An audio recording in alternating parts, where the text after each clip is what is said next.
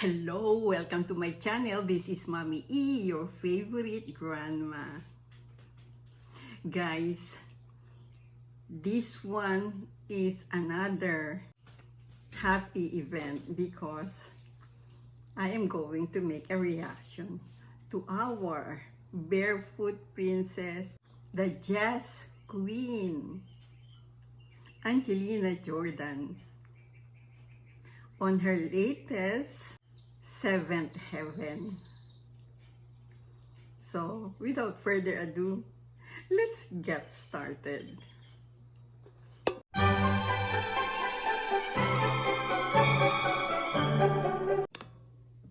One, two, three.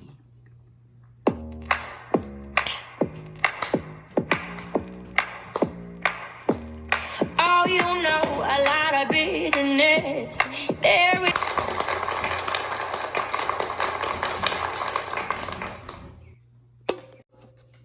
Wow! So, we have watched another stellar performance of Angelina.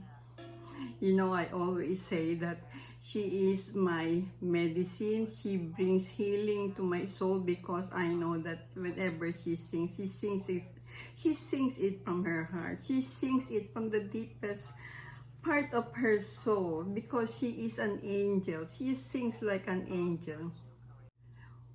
What an exemplary talent. What a great talent. And not only singing talent, not only her vocal, but also her style, not only her song, but also the purity of her heart, the purity of her soul that is also coming out from her songs.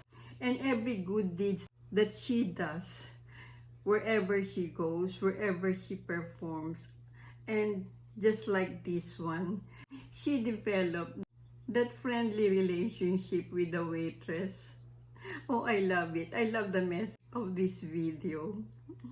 This shows the humanness and the spirituality of Angelina, our idol, our angel, our little angel. And I could see our little angel already has grown. My goodness. She is already a maiden. She is already a grown woman here. And I love her makeup here. Although it is not overdone, it really suits her. It really suits her angelic face. Whenever Angelina sings, I always thank and praise God for giving us this talent in this world because she always brings that catharsis. She always brings that healing to the brokenness of the world today. And this Seventh Heaven, I like the message also of this song. I like the message of this song because it talks about hope. Because in the first lines of this song, it says, "All you know, a lot of bitterness, there is nothing to do about it. Life should be lived with hope. Oh, you know a lot of bitterness, there is nothing to do about it. Don't give up, because it's right in front of your eyes. Seventh Heaven on my shoulder falls heavy. Sometimes I feel all my dreams are slowly fading. I see myself in the mirror. I want to love the person looking back at me." Yes, it's that self-love. Seventh Heaven on my shoulders falls heavy. Sometimes I want to be powerful. Gotta find the strength within me. Sometimes you look for miracles, but there's nothing in you. Sometimes you have to let go and get lost in the moment. Sometimes you want to be careless and let go of sadness. Seventh Heaven on my shoulder falls heavy. Sometimes I feel all my dreams are slowly fading. I see myself in the mirror. I want to love the person looking back at me. Seventh Heaven on my shoulders falls heavy. Seventh Heaven, oh, Seventh Heaven. Oh, you know a lot of bitterness, there is nothing to do about it.